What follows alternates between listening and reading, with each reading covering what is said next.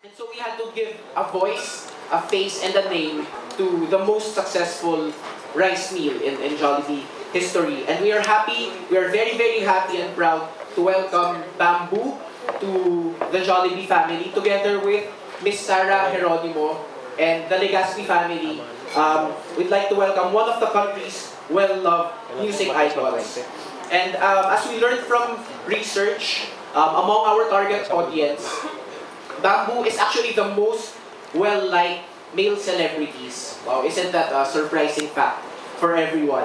So he's very talented and a very credible endorser. And what we found out is that behind this rock star, this very cool image, is that he is also very practical, down to earth, and doesn't compromise on the standards of quality. And that makes him a perfect fit for Jollibee garlic pepper beef because you get an excellent product all for 50 pesos only. So I was wrong. It's not about the jacket. It's actually about the bigger things in life.